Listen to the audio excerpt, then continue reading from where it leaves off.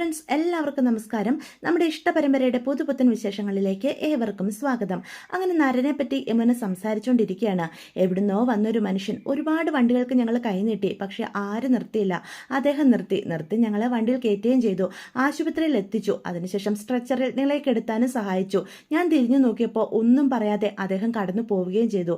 എനിക്കൊരു താങ്ക്സ് പറയണമെന്നുണ്ടായിരുന്നു, പക്ഷെ അതിനുള്ള അവസരം പോലും അദ്ദേഹം തന്നില്ല എന്ന് പറയാം. അപ്പോൾ ഗംഗ ചോദിക്കും, നിങ്ങളോട് രണ്ടുപേരോടും പേര് പോലും ചോദിച്ചില്ലേ? ഇല്ല ചേച്ചി, ഞങ്ങളോട് ഒന്നും ഞങ്ങളെപ്പറ്റി ചോദിച്ചില്ല, ഒന്നും സംസാരിച്ചുമില്ല. അപ്പം നമ്മുടെ ശാരദ പറയും, ആരും സഹായിക്കാനില്ലാത്തവർക്ക് ആരെങ്കിലുമൊക്കെ ഇങ്ങനെ സഹായിക്കാൻ വരുമെന്ന് ഇപ്പം മനസ്സിലായില്ലേ? ആ ചെറുപ്പക്കാരൻ വളരെ നല്ലൊരു പയ്യനാ, അതുകൊണ്ടാണ് കൂടുതലൊന്നും കുത്തിക്കിഴിക്കാതെ നമ്മളെ സഹായിച്ചത്. അതിനോട് നന്ദിയും കടപ്പാടും എന്നും പുലർത്തണം എന്നൊക്കെ പറയുമ്പം ഇതൊക്കെ കേട്ടിരിക്കുന്ന നമ്മുടെ കാവേരി പറയും, എനിക്ക് അങ്ങനെയല്ല തോന്നുന്നത്. ഒന്നും ചോദിക്കാതെ ഒരു സഹായം നിങ്ങൾക്ക് അദ്ദേഹം ചെയ്തു തന്നു. അതിനുശേഷം നിങ്ങളെപ്പറ്റി ഒന്നും ചോദിക്കുകയോ പറയുകയോ ഒന്നും ചെയ്തില്ല. ഇതിൽ നിന്നൊക്കെ മനസ്സിലാക്കാൻ പറ്റുന്നത്, ഒന്നെങ്കിൽ ആരുടെയും സഹായം ആവശ്യമില്ലാത്ത, ആരിൽ നിന്നും ഒരു കടപ്പാടും അല്ലെങ്കിൽ ഒരു നന്ദി വാക്കോ പ്രതീക്ഷിക്കാത്ത ഒരു മനുഷ്യനാകാം നിങ്ങളെ സഹായിച്ച ആ ചെറുപ്പക്കാരൻ. അല്ലെങ്കിൽ അദ്ദേഹം നല്ല ബോൺ ക്രിമിനൽ ആയിരിക്കും. നീ എന്തൊക്കെയാ കാവേരി പറയുന്നത് എന്നപ്പോൾ ഗംഗ ചോദിക്കുക, ഞാൻ ഉള്ളതാ ചേച്ചി പറയുന്നത്. പണ്ടാണ് ഞാൻ ഇങ്ങനെ ഒന്നും ചിന്തിക്കില്ലായിരുന്നു. നമ്മുടെ അനുഭവങ്ങളൊക്കെ അങ്ങനെയല്ലേ? ഈ ലോകത്തുള്ള എല്ലാ മനുഷ്യരും സ്വന്തം സ്വാർത്ഥതയ്ക്ക് വേണ്ടിയാണ് ജീവിക്കുക. അവർക്ക് നേട്ടമില്ലാത്ത ഒരു കാര്യത്തിനും വേണ്ടി മറ്റുള്ളവരെ സഹായിക്കാനും പോകുന്നില്ല. ബന്ധങ്ങളിൽ പോലും പണത്തൂക്കം അനുസരിച്ച സ്നേഹം നിലനിൽക്കുന്നതെന്ന് നമ്മുടെ അനുഭവത്തിൽ നിന്ന് നമ്മൾ പഠിച്ചില്ലേ? ഗംഗ പറയും, മോളെ, നമുക്കങ്ങനെ ഒരു അനുഭവം ഉണ്ടെന്ന് കരുതി ലോകത്തുള്ള എല്ലാ മനുഷ്യരും അങ്ങനെ ആകണമെന്നുണ്ടോ എന്ന് ചോദിക്കുക. നീ എന്താ പറയുന്നത്? അദ്ദേഹം ഒരു ക്രിമിനൽ ആണെന്നാണോ പറഞ്ഞു വരുന്നത് എന്ന് ചോദിക്കുകയാണ്. അല്ല ചേച്ചി, ഞാനൊരു സാധ്യത പറഞ്ഞതാ. ഒന്നെങ്കിൽ വളരെ നല്ലൊരു മനുഷ്യൻ, ആരിൽ നിന്നും ഒന്നും പ്രതീക്ഷിക്കാത്ത മനുഷ്യൻ, അല്ലെങ്കിൽ അദ്ദേഹം ചെയ്തതോ അല്ലെങ്കിൽ ചെയ്യാൻ പോകുന്നതോ ഒരു ക്രൈം, അത് മറയ്ക്കാൻ വേണ്ടി ചെയ്യുന്ന എന്തോ ഒരു നല്ല കാര്യം പോലെയാണ് എനിക്ക് തോന്നിയത് എന്ന് പറയുകയാണേ. അപ്പോൾ ഗംഗ ചോദിക്കും, അങ്ങനെയാണെങ്കിൽ നമ്മളോടൊന്നും പ്രതീക്ഷിക്കാതെ, നമ്മൾ ആരാന്ന് പോലും അറിയാതെ ഇന്ന് നമ്മളെ സഹായിച്ച ആ ചെറുപ്പക്കാരനോ, ഇന്ന് നമ്മൾ ഈ വീട്ടിൽ താമസിക്കുന്നുണ്ടെങ്കിൽ ആ ചെറുപ്പക്കാരൻ്റെ വാക്കിൻ്റെ ഉറപ്പിന്മേലല്ലേ എന്ന് ചോദിക്കുക. അപ്പം പെട്ടെന്ന് യമുന ചോദിക്കുക, നമുക്ക് ഈ വീടിന്ന് കിട്ടില്ലായിരുന്നോ ചേച്ചി? ഈ വീട് ഇന്നും തരാൻ ബാങ്കുകാർക്ക് ഒരു താല്പര്യം ഉണ്ടായിരുന്നില്ല. പക്ഷെ അവിടെ വന്ന ഏതോ ഒരു ചെറുപ്പക്കാരൻ നമുക്ക് വേണ്ടി സംസാരിച്ചത്രേ. അവർക്ക് ആ വീട് കൊടുക്കണമെന്ന് മാനേജരോട് സ്ട്രിക്റ്റ് ആയിട്ട് പറഞ്ഞത്രേ. മാനേജർക്കും അദ്ദേഹത്തിൻ്റെ വാക്ക് തള്ളിക്കളയാൻ കഴിയാത്തത് കൊണ്ടാണ് നമുക്ക് ഇന്ന് തന്നെ വീട് തിരിച്ചു കിട്ടിയത് എന്ന് പറയാണ് കേട്ടോ. അത് കേൾക്കുമ്പം ശാരദ പറയും, അതങ്ങനെയാ, ദൈവത്തിന് എല്ലായിടത്തും എല്ലായ്പ്പോഴും കണ്ണും കൈയും എത്തണമെന്നില്ല. ദൈവം സഹായിക്കാൻ നേരിട്ട് വരത്തില്ലല്ലോ. ദൈവത്തിൻ്റെ പ്രതിനിധികളായി ഇങ്ങനെ ഓരോ മനുഷ്യരെ ഓരോ സാഹചര്യങ്ങളിൽ നമ്മളിലേക്ക് എത്തിക്കും. അവരെ നമ്മൾ ദൈവത്തിൻ്റെ രൂപത്തിൽ കാണണം എന്നൊക്കെ പറയാണ്. എന്തായാലും ആ ചെറുപ്പക്കാരനും അദ്ദേഹത്തിൻ്റെ കുടുംബത്തിനും നല്ലതേ വരൂ. നമുക്ക് അത്ര വലിയൊരു സഹായമല്ലേ ചെയ്തു തന്നത് എന്നൊക്കെ ശാരദ പറയാണ്. അല്ലാതെ അതിനെപ്പറ്റി ദോഷം ചിന്തിക്കാതെ നീ അവിടെ അടങ്ങിയിരിക്കുക കാവേരി എന്ന് ശാരദ കാവേരിയോട് പറയണേ. പക്ഷെ കാവേരിയുടെ ചിന്തകൾ അവസാനിച്ചിട്ടില്ല. കാവേരി വീണ്ടും ഓരോ കാര്യങ്ങൾ ഇങ്ങനെ ചിന്തിച്ചുകൊണ്ടിരിക്കുക. എന്തോ കാര്യമില്ലാതെ, കാര്യസാധ്യത്തിനല്ലാതെ അങ്ങനെ ആരും തങ്ങളെ സഹായിക്കില്ല എന്നൊരു തോന്നൽ കാവേരിയിൽ അടിയുറച്ചു പോയി. കാവേരിയുടെ അനുഭവങ്ങൾ അവളെ അങ്ങനെ ചിന്തിപ്പിക്കാൻ ഉതകും വിധം മാറ്റിയെടുത്തിരിക്കുന്നു. അതിനുശേഷം പുറത്തേക്ക് പോയി കാവേരി ചിന്തിച്ചിങ്ങനെ നിൽക്കുകയാണ്. നമ്മുടെ ഗംഗയും കാവേരിക്ക് പിന്നാലെ ചെല്ലുക. എടി കാവേരി, നീ എന്താ ഈ ആലോചിച്ച് കൂട്ടുന്നത് എന്ന് ചോദിക്കുക. ചേച്ചി, ഞാൻ ഇന്ന് നമ്മളെ സഹായിച്ച ആളെപ്പറ്റി വിചാരിക്കായിരുന്നു. ആ രണ്ടുപേരും ഒരാളാണെങ്കിലോ? ഏത് രണ്ടുപേര്? എൻ്റെ ഗംഗേച്ചി നമ്മൾക്ക് നമ്മുടെ വീട് തിരിച്ചു കിട്ടാൻ നമ്മളെ സഹായിച്ച ആളും അതുപോലെ നിളയെ ആശുപത്രിയിൽ എത്തിക്കാൻ യമുനയെ സഹായിച്ച ആ ആളും, അത് രണ്ടും ഒരാളാണോ എന്ന് എനിക്കൊരു സംശയം. നിനക്കെന്താ അങ്ങനെ തോന്നാൻ കാരണം എന്ന് ഗംഗ അപ്പോൾ ചോദിക്കുക. ചേച്ചി, അങ്ങനെയാണെങ്കിൽ അയാൾക്ക് നമ്മുടെ പേരോ മേൽവിലാസമോ ഒന്നും നമ്മളോട് ചോദിച്ചറിയേണ്ട ഒരു കാര്യമില്ല. അയാൾക്ക് നമ്മളെപ്പറ്റി എല്ലാ കാര്യങ്ങളും അറിയാം. നമ്മളെ വിടാതെ പിന്തുടരുന്നതാണോ എന്ന് എനിക്ക് സംശയം. അതിന് നമ്മളെ അങ്ങനെ വിടാതെ പിന്തുടർന്നിട്ട് എന്ത് കിട്ടാൻ അയാൾക്ക്? നമ്മളിൽ നിന്നും അയാൾക്ക് എന്തോ നേടാനുണ്ട്. അതിനായി നമ്മളെ വിടാതെ പിന്തുടരുന്നതാണെങ്കിലോ? എനിക്കതൊക്കെ ഓർത്തിട്ട് പേടിയാകുന്നു എന്ന് കാവേരി പറയാം. നീ ആവശ്യമില്ലാതെ ഇങ്ങനെ കാടി കയറി ചിന്തിക്കാതെ ഇപ്പത്തെ പറ്റി ചിന്തിക്കേണ്ടേ കാവേരി എന്ന് ഗംഗ അപ്പം പറയാണ് കേട്ടോ. സമയം നമ്മുടെ നരനാണെങ്കിൽ അവൻ്റെ വീടായ ഗൗരീശങ്കരത്തിലേക്ക് കയറി ചെല്ലുകയാണ് കേട്ടോ. അപ്പം അവനെയും കാത്ത് അവിടെ മുത്തശ്ശനും മുത്തശ്ശിയും ഉണ്ട്. അപ്പം മുത്തശ്ശൻ ചോദിക്കും, നരി, നിൻ്റെ ഈ ഓട്ടം നിർത്താറായില്ലേടാ എന്ന് ചോദിക്കുക. അപ്പം നരൻ പറയും, ഇല്ല മുത്തശ്ശ, കുറച്ചും കൂടി എനിക്ക് അന്വേഷിക്കാനുണ്ട്. അവൾ എന്നാണോ എൻ്റെ കയ്യിൽ കിട്ടുന്നത് അന്ന് വരെ ഞാൻ ഈ യാത്ര തുടരും എന്ന് പറയാണേ. അത് കേൾക്കുന്ന മുത്തശ്ശൻ പറയും, ഇത്രയും നാളും നീയായിരുന്നു ഞങ്ങളുടെ അഭിമാനം. നിന്നെ ഓർത്ത ഓരോ നിമിഷവും ഈ പ്രായത്തിലും ഞങ്ങൾക്ക് ജീവിച്ചുകൊണ്ടിരുന്നത്. പക്ഷേ ഇപ്പം നിന്നെ നരി എന്ന് വിളിക്കാൻ ജീവിക്കാനുള്ള അവകാശം എൻ്റെ മാത്രമായിരുന്നു. എന്നിട്ട് അതൊക്കെ നഷ്ടപ്പെടുത്തി നിന്നെ നരി എന്ന ഓരോ സമയം വിളിക്കുമ്പോഴും എനിക്കും ഈ പ്രായമായ ഇവക്കും കിട്ടുന്ന ഒരു കോൺഫിഡൻസ് ഉണ്ടായിരുന്നു. ഞങ്ങളുടെ ഈ വാർദ്ധക്യത്തിലും ഞങ്ങൾക്ക് താങ്ങാവാൻ, ഞങ്ങൾക്ക് ജീവിക്കാൻ പ്രതീക്ഷ നൽകാൻ നീ ഞങ്ങളുടെ കൺമുന്നിൽ ഇങ്ങനെ ഉണ്ടായിരുന്നു. ആ നരിയെ ഞങ്ങൾക്ക് തിരിച്ചു താടാ എന്ന് പറയാം. അത് കേൾക്കുന്ന നമ്മുടെ നരൻ പറയും, ഇല്ല മുത്തശ്ശ, ഇനി എനിക്കൊരിക്കലും ആ പഴയ നരിയാകാൻ കഴിയുമെന്ന് തോന്നുന്നില്ല. എൻ്റെ ജീവിതം ഇവിടെ അവസാനിച്ചില്ലേ. ഈ നരൻ്റെ ജീവിതത്തിലെ എല്ലാ സന്തോഷങ്ങളും പ്രതീക്ഷകളും അവസാനിപ്പിച്ചുകൊണ്ടാണ് അവളെൻ്റെ ജീവിതത്തിൽ നിന്ന് പടിയിറങ്ങിപ്പോയത്. അവളെ ഇനി തിരിച്ചു കിട്ടിയാലും എനിക്കൊരിക്കലും പഴയപടിയാകാൻ പറ്റുമെന്ന് തോന്നുന്നില്ല എന്ന് പറയാം. അത് കേൾക്കുന്ന മുത്തശ്ശനും മുത്തശ്ശിക്കും ഒരുപാട് സങ്കടം ആവുകയാണ് കേട്ടോ. ഞങ്ങൾക്ക് വേണ്ടിയെങ്കിലും ഞങ്ങളുടെ പഴയ നരിയായി തിരിച്ചു വാടാ എന്ന് മുത്തശ്ശൻ അപ്പം പറയാണ്. എന്നോട് ക്ഷമിക്കും മുത്തശ്ശ, ഇനി എൻ്റെ ജീവിതത്തിൽ ഒരു മാറ്റവും ഉണ്ടാകാൻ പോകുന്നില്ല. ഇനി ഞാൻ ഇങ്ങനെയൊക്കെ അങ്ങ് ജീവിച്ചു കൊള്ളാം എന്ന് പറഞ്ഞ് അകത്തേക്ക് കയറി പോവാണ് കേട്ടോ. അതേസമയം തന്നെയാണ് ശിവരാജ് അങ്ങോട്ട് ഇറങ്ങി വരുന്നത്. അപ്പം അദ്ദേഹത്തിൻ്റെ ഭാര്യ നരൻ്റെ ഈ പോക്ക് കണ്ട് സങ്കടത്തോടെ നോക്കി നിൽക്കുന്ന കാണുമ്പോൾ പറയും, നിനക്കൊക്കെ എന്തിൻ്റെ കേടാടി? ലോകത്ത് വേറെ ആരും ആരെയും തേക്കാത്ത പോലെ അവളിപ്പോൾ ഇവനെ തേച്ചിട്ട് വേറെ ആരെങ്കിലും പിടിച്ചു കാണും. ചിലപ്പോൾ കല്യാണം കഴിച്ച് സന്തോഷത്തോടെ ജീവിക്കുന്നുണ്ടാവും. ഇവൻ ഒരാൾ മാത്രം ഇത്തിൽ കണ്ണെ പോലെ പിടാതെ പിന്തുടരുമല്ലേ. കഷ്ടമുണ്ട് ഇവൻ്റെയൊക്കെ ഓരോ കാര്യങ്ങൾ. അപ്പം അയാൾ ഇങ്ങനെ സംസാരിച്ച് കേട്ടുകൊണ്ട് മുത്തശ്ശനും മുത്തശ്ശിയും അവിടെ നിൽക്കുന്നത് അയാളുടെ ശ്രദ്ധയിൽ പെട്ടില്ലായിരുന്നു. പെട്ടെന്നൊന്നും അറിയാത്ത പോലെ അവിടെ നിന്ന് പോവാണേ. ഇതേ സമയം സ്നേഹതീരത്ത് നമ്മുടെ യമുനയും നിളയും കൂടെ പുറത്തിങ്ങനെ സംസാരിച്ചുകൊണ്ടിരിക്കുകയാണ് കേട്ടോ. അപ്പം നിള യമുനയുടെ നെഞ്ചോട്ട് ചാരിയ ഇങ്ങനെ കിടക്കുന്നത്. എന്നിട്ട് പറയും, ചേച്ചി ഈ വീടിപ്പം നമ്മുടെ സ്വന്തമാണോ എന്ന് ചോദിക്കുക. അതേ മോളെ എന്ന് പറയാം. അച്ഛനുണ്ടായിരുന്നപ്പം ഈ വീട് നമ്മുടെ മാത്രമായിരുന്നില്ലേ ചേച്ചി? നമ്മളെല്ലാവരും എത്ര സന്തോഷത്തോടു കൂടിയാണ് ഇവിടെ താമസിച്ചത്. പക്ഷേ ഈ വീട് വീണ്ടും നമുക്ക് സ്വന്തമായിട്ട് എനിക്ക് പഴയ അടുപ്പൊന്നും ഈ വീടിനോട് തോന്നുന്നില്ല. വേറെ ഏതോ ഒരു വീട് പോലെയാണ് തോന്നുന്നത് എന്ന് പറയാം. അതെന്താ അങ്ങനെയൊക്കെ ഞാൻ ചിന്തിക്കുന്നത്? അച്ഛൻ പോയില്ലേ ചേച്ചി എന്ന് പറയാം. അച്ഛൻ പണ്ടും പോകാറുണ്ടായിരുന്നല്ലോ. നമ്മൾ മാത്രമല്ലേ ഇവിടെ ഉണ്ടായിരുന്നുള്ളൂ. അച്ഛൻ 5-6 വർഷം കൂടിയല്ലേ പിന്നെ വരാറുണ്ടാവോ? ഇത് അതുപോലെ ആണോ ചേച്ചി? അന്ന് അച്ഛൻ എന്നും വിളിക്കില്ലായിരുന്നോ? എന്നാലേ അച്ഛൻ പോയിട്ടില്ല എന്ന് നീ അങ്ങ് കൂട്ടിക്കോ. അപ്പം നമ്മുടെ ടെൻഷനും കുറയും. നമ്മുടെ കാവലായിട്ട് എപ്പോഴും നമുക്ക് ചുറ്റും നമ്മുടെ അച്ഛനുണ്ട് കേട്ടോ. ദേ നോക്കിക്കേ എന്ന് പറഞ്ഞ് ആകാശത്ത് അമ്പിളി മാമനെ കാണിച്ചു കൊടുക്കുക. നമ്മളെ എപ്പോഴും അച്ഛൻ കാണുന്നുണ്ട്. നമുക്ക് സന്തോഷമാണോ സങ്കടമാണോ എല്ലാം അച്ഛൻ നോക്കിയാണ് നിൽക്കുന്നത്. നിളക്കുട്ടി ചിരിക്കുകയാണോ എന്നൊക്കെ അച്ഛൻ ശ്രദ്ധിക്കുന്നുണ്ട്. മനസ്സിലായോ എന്ന് നിളയോട് യമുന പറയാണ്. അതേസമയം തന്നെ നമ്മുടെ കാവേരി ഗംഗയും കൂടി അവരെ അന്വേഷിച്ച് പുറത്തേക്ക് വരിക. അവരുടെ സംസാരം കേൾക്കുമ്പം ഗംഗയും ആകാശത്ത് അമ്പിളിമാമനെ ഇങ്ങനെ നോക്കി നിൽക്കുകയാണ് കേട്ടോ. എന്നിട്ട് ഒരു ഗ്ലാസ് പാലുമായിട്ടാണ് വരുന്നത്. രണ്ടാൾക്കും കിടക്കാറായില്ലേ എന്ന് കാവേരി അപ്പോൾ ചോദിക്കുകയാണ്. ഉറക്കം വരുന്നില്ല ചേച്ചി, അതുകൊണ്ട് ഞങ്ങൾ സംസാരിച്ചിരുന്നതാ. അപ്പോൾ ഗംഗ പറയും, പോയി കിടന്നു നോക്ക്, എന്നാലേ ഉറക്കം വരുള്ളൂ. എനിക്ക് കണ്ണടിച്ച് കിടക്കാൻ പേടിയാ ചേച്ചി. നമുക്ക് വന്ന അനുഭവങ്ങളൊക്കെ മനസ്സിലേക്ക് വരും. ഉറക്കം വന്ന പേടിപ്പിക്കുന്ന രൂപങ്ങളാണ് മുന്നോട്ട് വന്നുകൊണ്ടിരിക്കുന്നത്. കോം വഴി ഉണ്ടാക്കാടി, അതൊക്കെ മാറും എന്ന് കാവേരി പറയും. ഞങ്ങൾ നിൻ്റെ കൂടെ തന്നെ കിടന്നോളാം, നീ ഉറങ്ങിക്കഴിഞ്ഞേ ഞങ്ങൾ ഉറങ്ങുന്നുള്ളൂ പോരെ എന്ന് കാവേരി ചോദിക്കുക. അപ്പം നിളയ്ക്ക് സമാധാനം ആവുകയാണെ. അപ്പം ഗംഗയും പറയും, അങ്ങനെ ഞങ്ങൾ ചെയ്യുള്ളൂ. പിന്നെന്താടി, നീയല്ലേ ഞങ്ങളുടെ കുഞ്ഞി താറാവ് എന്നും പറഞ്ഞ് കാവേരിയും ഗംഗയും കൂടി കൊഞ്ഞിക്കുക. എന്നിട്ട് ഒരു ഗ്ലാസ് പാല് ഗംഗ കൊടുക്കുക. അതേ മര്യാദയ്ക്ക് ഇത് കുടിച്ചോ എന്ന് പറയാം. അമ്മ കിടന്നോ ചേച്ചി എന്ന് യമുന ചോദിക്കുക. കിടന്നില്ല, നിങ്ങൾ വരാൻ നോക്കിയിരിക്കുക അമ്മ എന്ന് പറയുക. പയ്യെ കുടിച്ചാൽ മതിയടി എന്ന് കാവേരി അപ്പം നിളയോട് പറയണം കേട്ടോ. നന്നായിട്ട് കുടിക്കും, മുഴുവൻ കുടിക്കണം. ആകെ ക്ഷീണമുണ്ട് നിനക്ക്, വിളർച്ചയുണ്ടെന്നല്ലേ അന്ന് ഡോക്ടർ പറഞ്ഞത് എന്ന് പറയണം. ഇനി പോയി കിടന്നോ. ഇത്ര നേരത്തെ കിടന്നിട്ട് എന്ത് ചെയ്യാനാ ചേച്ചി എന്നപ്പം നിള ചോദിക്കുക. നാളെ രാവിലെ സ്കൂളിൽ പോകാനുള്ളതല്ലേ എന്ന് കാവേരി ചോദിക്കുക. നാളെ പോണോ ചേച്ചി എന്ന് പറയാം.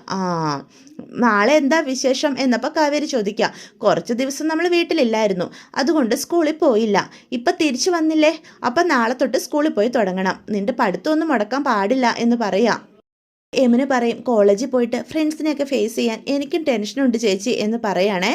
ടെൻഷനുണ്ടാവും, നമ്മൾ തെറ്റൊന്നും ചെയ്തിട്ടില്ലല്ലോ യമുന എന്ന് കാവേരി പറയാം. ആർക്ക് സംഭവിക്കാവുന്ന ഒരു ദുരന്തം, അവിടെ നിന്ന് നമ്മൾ മുന്നോട്ട് പോയല്ലേ പറ്റൂ. അത് ഓർത്ത് വിഷമിച്ചിരുന്നാൽ എന്ത് ചെയ്യാൻ കഴിയും? ഇന്ന് രാവിലെ ഞാനൊരു സ്വപ്നത്തിൻ്റെ കാര്യം പറഞ്ഞില്ലേ ചേച്ചി, കളക്ടറാകുന്ന സ്വപ്നം. പറഞ്ഞു. എനിക്ക് ഏറ്റവും പ്രിയപ്പെട്ടത് അത് നേടാൻ ഞാൻ എന്തും ചെയ്യും. പക്ഷേ അങ്ങോട്ട് എങ്ങനെ എത്തിപ്പെടണമെന്ന് സത്യമായിട്ടും എനിക്കറിയില്ല ചേച്ചി എന്ന് യമുന നിളയോടും കാവേരിയോടും ഗംഗയോടുമായിട്ട് പറയണേ. അപ്പോൾ കാവേരി പറയും, എന്താ നിൻ്റെ പ്രശ്നം എന്ന് ചോദിക്കാം.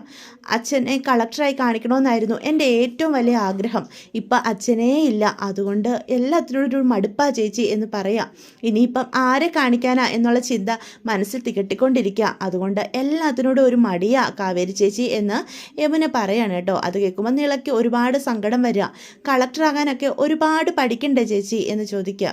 പിന്നെ പഠിക്കണം, പഠിത്തമൊക്കെ മതിയെന്ന് വെച്ച് അമ്മയോടൊപ്പം എന്തെങ്കിലും ജോലിക്ക് പോയാലോ, എസ്റ്റേറ്റിലെ ജോലിയോ ട്യൂഷനോ ഒക്കെ നോക്കാം, അതിനല്ലേടി ഞങ്ങളെല്ലാം ഉള്ളേ എന്ന് കാവേരി പറയാൻ തുടങ്ങുമ്പം ഗംഗ തടയും. എന്നിട്ട് ഗംഗ പതിയെ എഴുന്നേൽക്കുകയാണ് കേട്ടോ. അനിയത്തിമാരോട് തൻ്റെ കാര്യം പറയാം. പഠിക്കാൻ മിടിക്കില്ലാഞ്ഞിട്ടല്ല, താല്പര്യമില്ലായിരുന്നു എനിക്ക്, അതുകൊണ്ടാണ് ഞാൻ എൻ്റെ പഠിത്തം +2 വെച്ച് നിർത്തിയത്. പഠിച്ചിട്ട് എന്തിനാന്നൊരു തോന്നൽ, മടിയായിരുന്നു. +2ന് തീരെ മാർക്കില്ല, ഞാൻ പഠിക്കാത്തത് കൊണ്ട് തന്നെയാണ് കിട്ടാത്തത്. എന്നാലും അച്ഛൻ എന്നെ പിന്നെയും പഠിക്കാൻ നിർബന്ധിച്ചുകൊണ്ടേയിരുന്നു. ഒരു ഡിഗ്രി എങ്കിലും എടുക്കാൻ എപ്പോഴും പറയുമായിരുന്നു. പക്ഷേ എനിക്ക് ഇഷ്ടമല്ലായിരുന്നു. ഞാൻ അതുകൊണ്ട് തന്നെ അച്ഛൻ്റെ വാക്കിന് ഒരു വിലയും കൊടുത്തില്ല, ഞാൻ കേട്ടില്ല. ഇന്നിപ്പം പഠിപ്പുണ്ടായിരുന്നെങ്കിൽ എനിക്കൊരു ജോലിക്ക് പോകായിരുന്നു, നല്ലൊരു ജോലിക്ക്, നിങ്ങളെയൊക്കെ നന്നായിട്ട് നോക്കായിരുന്നു, പഠിപ്പിക്കായിരുന്നു എന്നൊക്കെ ഗംഗ പറയാ. അച്ഛനില്ലെങ്കിലും ഈ കുടുംബം അല്ലലില്ലാതെ ഞാൻ തനിയെ നോക്കിയേനെ എന്ന് പറയുമ്പം എല്ലാവർക്കും ആകെ സങ്കടം വരികയാണ് കേട്ടോ. എൻ്റെ അവസ്ഥ നിങ്ങൾക്ക് വരാൻ പാടില്ല എന്ന് പറയാം. എനിക്ക് കല്യാണം ആലോചിച്ചപ്പം ഞാൻ അച്ഛനോട് പറഞ്ഞതൊക്കെ നിങ്ങൾ ഓർക്കുന്നില്ലേ എന്ന് അനിയത്തിമാരോട് ഗംഗ പറയാണ്. അപ്പം ഈ കുന്നും മലയും ഒക്കെ കടന്ന് എനിക്ക് പറക്കണം, പറന്ന് അങ്ങ് ഉയരങ്ങളിലെത്തണം, അച്ഛൻ അമ്മയെ നോക്കുന്ന പോലെ സ്നേഹം ഉള്ള ഒരു പയ്യനെ വേണം എന്നൊക്കെയായിരുന്നു എൻ്റെ ആഗ്രഹങ്ങൾ. വലിയ വീടും സൗകര്യങ്ങളും ഒക്കെ വേണം. അങ്ങനെ ഒരുപാട് ആഗ്രഹങ്ങൾ നിങ്ങളുടെ ഈ ചേച്ചിക്കുണ്ടായിരുന്നു. എനിക്കൊരു നല്ല ജോലി ഉണ്ടായിരുന്നെങ്കിൽ ഇതിനൊക്കെ വേറെ ആരെയെങ്കിലും ആശ്രയിക്കേണ്ടി വരുമായിരുന്നോ? എനിക്കിതൊക്കെ സ്വയം നേടിയെടുക്കാൻ സാധിച്ചേനെ. അച്ഛനെയോ അമ്മയെയോ കല്യാണം കഴിക്കാൻ പോകുന്ന പയ്യനെയോ ആരെയെങ്കിലും ആശ്രയിക്കേണ്ടി വരുമോ? ഞാനിത് സ്വയം നേടിയെടുക്കില്ലായിരുന്നോ?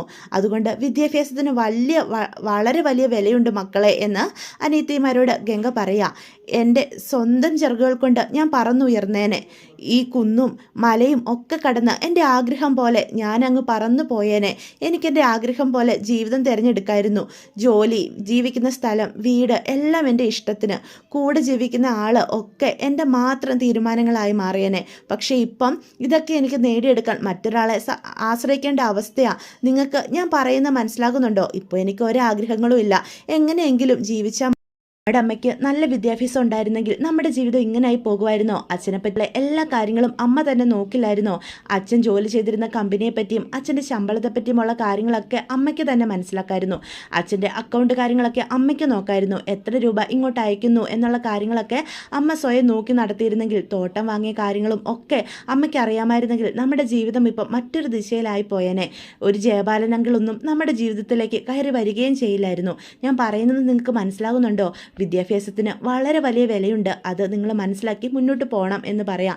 അല്ലെങ്കിൽ നമ്മുടെ അമ്മയെപ്പോലെ എന്നെപ്പോലെ ആയിത്തീരും. അങ്ങനെ എൻ്റെ അനിയത്തിമാരാകാൻ ഒരിക്കലും ഞാൻ ആഗ്രഹിക്കുന്നില്ല എന്ന് പറയുമ്പം യമുന പറയും, ഞാൻ എങ്ങനെയെങ്കിലും പഠിച്ചോളാം ചേച്ചി, പഠിച്ച് അച്ഛൻ ആഗ്രഹിച്ച പോലെ നിങ്ങളെല്ലാവരുടെ ആഗ്രഹം പോലെ ഞാൻ കളക്ടറാവും എന്ന് പറയും. അപ്പം നിളക്കുട്ടിയും പറയും, നാളെ മുതൽ ഒരു മടിയുമില്ലാതെ ഞാനും പൊയ്ക്കോളാം സ്കൂളിൽ എന്ന് പറയാണ് കേട്ടോ. അങ്ങനെ അവരെല്ലാവരും വളരെ സന്തോഷത്തോടു കൂടി തന്നെ ഇരിക്കുക. ഇതേസമയം പിറ്റേ ദിവസം രാവിലെ തൻ്റെ അച്ഛൻ ഇഷ്ടപ്പെട്ട ചെടികളെല്ലാം കാവേരി നനയ്ക്കുക. എനിക്കറിയാം ഈ വീടിനോടൊപ്പം ഇവിടെയുള്ള ഓരോ ചെടികളോട് പോലും അച്ഛൻ എത്രമാത്രം സ്നേഹം ഉണ്ടായിരുന്നെന്ന്. അച്ഛൻ്റെ കാവേരി മോള് ഇവരെ ഒന്നും ഉപേക്ഷിക്കില്ല എന്നും പറഞ്ഞ് ചെടികളൊക്കെ നനച്ചു കൊടുക്കുമ്പോഴാണ് നമ്മുടെ നിള സ്കൂളിൽ പോകാൻ യൂണിഫോം ഒക്കെ ഇട്ട് ഒരുങ്ങി വരുന്നത്. ആഹാ, റെഡി ആയോ? എപ്പോഴേ റെഡിയായി, എല്ലാം സെറ്റല്ലേ എന്ന് പറയുമ്പം ഗംഗ പിന്നാലെ ഓടി വരിക. ദേ ഈ ഒരു വായോട് കഴിച്ചിട്ട് പോടി എന്ന് പറയുമ്പോൾ, വേണ്ട ചേച്ചി എനിക്കിത് തന്നെ മതി എന്ന് പറയുകയാണേ. അപ്പോൾ യമുനയും കോളേജിൽ പോകാനായിട്ട് ഒരുങ്ങിയാണ് വരുന്നത്. ഗംഗേച്ചിയുടെ ദോഷപ്രയോഗത്തിൽ നിന്ന് രക്ഷപ്പെടാൻ വേണ്ടി ഇവളിപ്പോൾ ഈ ഓടി ചേച്ചിയുടെ അടുത്തേക്ക് വന്നത്. ചെറുതായിട്ട്, പക്ഷേ ക്ലാസ്സൊക്കെ ഇത്ര മിസ്സായതല്ലേ ചേച്ചി, ലേറ്റ് ആവണ്ടെന്ന് കരുതി എന്ന് നിളക്കുട്ടി പറയേ. ക്ലാസ് മിസ്സായതൊന്നും നീ പേടിക്കണ്ട, ഫ്രണ്ട്സിനോട് നോട്ട് മേടിച്ച് വന്നാൽ മതി, ഞാൻ എഴുതി തരാം എന്ന് കാവേരി പറയാം. അപ്പോൾ കൈയക്ഷരം മാറില്ലേ ചേച്ചി? നീ എന്താ എന്നെ പറ്റി വിചാരിച്ചിരിക്കുന്നേ? ഒരു കൈയക്ഷരവും മാറില്ല. എന്നെപ്പോലെ ഒരു ചേച്ചിയെ കിട്ടാനേ നീയൊക്കെ പുണ്യം ചെയ്യണം. അറിയാവോ, നിന്റെ ഈ കാവേരി ചേച്ചിയെ ഒരു ഗില്ലാടി ആടി എൻ്റെ +2 കാർഡ് ഒരു വർഷത്തെ മുഴുവനും ഒപ്പിട്ടത് ഈ ഞാനാ അമ്മയ്ക്ക് പകരം. അത് കേട്ടോണ്ട് വരുന്ന ശാരദ പറയും, എടി കള്ളി, പിന്നല്ലാതെ എന്ത് ചെയ്യാനാ? ഈ ഫിസിക്സും കെമിസ്ട്രി ഇതൊന്നുമേ എനിക്ക് സെറ്റാകില്ല. റിപ്പോർട്ട് കാർഡ് ഇവിടെ കൊണ്ടുവന്ന് കാണിച്ച മാർച്ച് കുറവാണെന്നും പറഞ്ഞ് അമ്മ ചൂലെടുക്കും. അതിലും ഭേദമല്ലേ ഞാൻ പേനെടുത്ത് അമ്മയുടെ ഒപ്പിട്ടങ്ങ് സൈൻ ചെയ്ത് കൊടുക്കുന്നത്. ആർക്കും ഒരു ബുദ്ധിമുട്ടും ഇല്ലല്ലോ, എല്ലാവർക്കും സന്തോഷം. അപ്പം യമുന ചോദിക്കും, അല്ല അമ്മയ്ക്കിതൊന്നും മനസ്സിലായില്ലേ? ഞാനിവളോട് റിപ്പോർട്ട് കാർഡൊക്കെ ചോദിച്ചതാണെന്നേ. അപ്പോൾ ഇവൾ എന്നോട് പറഞ്ഞത് +2 റിപ്പോർട്ട് കാർഡേ ഇല്ലയെന്നാ. അപ്പോൾ യമുന പറയും, എൻ്റെ ചേച്ചി ഒരു സംഭവം തന്നെ. എടി, ഇക്കണക്കിന് നീ എവിടെയെല്ലാം ഒപ്പിട്ടിട്ടുണ്ടാവും. പിന്നെ ഒപ്പിട്ട് വാങ്ങാൻ അമ്മയുടെ കയ്യിൽ ഇരിപ്പുണ്ടല്ലോ 100 ഏക്കർ പുരയിടവും 500 പറയുടെ നെല്ലും ഉള്ള പാടവും. അതെൻ്റെ കയ്യിലൊന്നുമില്ലാത്തത് കൊണ്ട് നീ എന്നെ പരിഹസിച്ചതല്ലേ എന്ന് കാവേരിയോട് ചോദിക്കും. എന്തോ സെൻറ്റിമെൻറ്റ്സ് കാർഡാണോ ഇറക്കുന്നത്? എൻ്റെ അമ്മയ്ക്ക് വേണ്ടതൊക്കെ ഞാൻ സമ്പാദിച്ചു തരാം, പ്രശ്നം തീർന്നില്ലേ എന്ന് ചോദിക്കുക. പഠിച്ച് ജോലിയൊക്കെ മേടിച്ചിട്ട് ഞാനും സമ്പാദിച്ചു തരാം എന്ന് യമുനയും പറയും. അപ്പം നിള പറയും, ഞാൻ സമ്പാദിക്കും, അമ്മയ്ക്ക് ഞാൻ വലിയൊരു തോട്ടം മേടിച്ചു തരും, തോട്ടം നിറയെ പഴം, അതിനപ്പുറത്ത് കാപ്പി, അങ്ങനെ എല്ലാം ഉണ്ടാകും അവിടെ. നീ ടീ എക്സ്റ്റേറ്റ് വിട്ട് കളഞ്ഞോ എന്ന് യമുന അപ്പോൾ ചോദിക്കുക. അതും ഉണ്ട് ചേച്ചി എന്ന് നിള പറയും. ആർക്കൊക്കെ എന്തൊക്കെ സംഭവിച്ചാൽ എന്താ, നിങ്ങളുടെ അച്ഛൻ പോയില്ലേ, അതിലും വലിയ നഷ്ടമൊന്നും അമ്മയ്ക്കിനി വരാനില്ലല്ലോ എന്നും പറഞ്ഞ് ശാരദ സങ്കടപ്പെടുമ്പം കാവേരി കൊടുക്കാനുള്ള സന്തോഷം കൂടിയേ ഞങ്ങൾ ഞങ്ങളുടെ ഈ അമ്മക്കുട്ടിക്ക് തരും, ഡബിളായിട്ടങ്ങ് അനുഭവിച്ചോ, എന്താ പ്രശ്നം തീർന്നില്ലേ? അപ്പം കാവേരി പറയും, അമ്മ ഇങ്ങനെ സങ്കടപ്പെടാതെ എല്ലാം പോസിറ്റീവായിട്ട് ചിന്തിക്കുക. ദാ നിളെ വായിങ്ങ് താ, വണ്ടി വരാറായി എന്ന് പറഞ്ഞ് നിളെ കൊണ്ടുവിടാനായിട്ട് പോവുക. അപ്പം ഗംഗ പറയും, ഒരു ദോശ കൂടി കഴിക്കുമോളെ എന്ന് പറഞ്ഞ് നിർബന്ധിച്ച് ഗംഗ നിളയ്ക്ക് വായി വെച്ച് കൊടുക്കുകയാണ് കേട്ടോ. എല്ലാവരോടും യാത്ര പറഞ്ഞ് നിളയും യമുനയും കൂടി പോവാണ്. അപ്പം നമ്മുടെ യമുനയും അതുപോലെ നിളയും കൂടി പോയി കഴിയുമ്പോഴത്തേക്ക് ഗംഗ അവളുടെ റൂമിലേക്ക് കയറി വരിക. എന്നിട്ട് തയ്യൽ മെഷീനൊക്കെ ഒന്ന് നോക്കുകയാണ് കേട്ടോ. അപ്പോൾ അത് കണ്ടുകൊണ്ടാ പെട്ടെന്ന് അവിടേക്ക് രാധമ്മ വരുന്നത്. നീ നിൻ്റെ ജോലി ചെയ്യാൻ പോവാണോ മോളെ എന്ന് ചോദിക്കുക. എന്താ അച്ഛമ്മയ്ക്ക് എന്തെങ്കിലും എന്നോട് പറയാനുണ്ടോ എന്ന് ചോദിക്കുക. അത് പിന്നെ എൻ്റെ അരവിന്ദൻ മരിച്ച് ഒരാഴ്ച പോലും ആയില്ല, എല്ലാവരും അവനെ മറന്നു എന്നും പറഞ്ഞ് തിരിഞ്ഞു നിന്ന് കരയുക. അച്ഛമ്മ എങ്ങോട്ടൊന്ന് നോക്കിക്കേ എന്ന് പറയാം. ആരെ കാണിക്കാനാ അച്ഛമ്മ ഈ കരയുന്നേ? അച്ഛനെ കാണിക്കാനാണോ? നമ്മളിങ്ങനെ കരഞ്ഞു കുത്തിയിരുന്ന അച്ഛൻ്റെ ആത്മാവിന് പോലും ശാന്തി ലഭിക്കില്ല എന്നറിയാവുന്നതല്ലേ? എല്ലാ കാര്യങ്ങളും അച്ഛമ്മയ്ക്ക് അറിയാവുന്നതല്ലേ? നമ്മളിവിടെ സങ്കടപ്പെട്ടിരുന്നു കഴിഞ്ഞാൽ നമ്മൾ എങ്ങനെയാണ് മുന്നോട്ട് ജീവിക്കുക? ഇനി ഓരോ സാധനം മേടിക്കാൻ കാശ് വേണ്ടേ അച്ഛമ്മേ? അതിന് ഞാൻ തയ്ച്ചല്ലേ പറ്റൂ എന്ന് പറയുമ്പം രാധമ്മയുടെ സങ്കടം കൂടുകയാണ് കേട്ടോ. അതോടുകൂടി ഇന്നത്തെ എപ്പിസോഡ് അവസാനിക്കുകയാണ്. അപ്പോൾ ഇതൊക്കെയാണ് വിശേഷങ്ങൾ. വീഡിയോ ഇഷ്ടപ്പെട്ടുവെങ്കിൽ ചാനൽ സബ്സ്ക്രൈബ് ചെയ്യാൻ മറക്കരുത്, ലൈക്ക് ചെയ്യാനും മറക്കരുത്, നിങ്ങളുടെ വിലയേറിയ അഭിപ്രായങ്ങൾ കമൻറ്റ്സ് വഴി എന്നെ അറിയിക്കാനും മറക്കരുത്.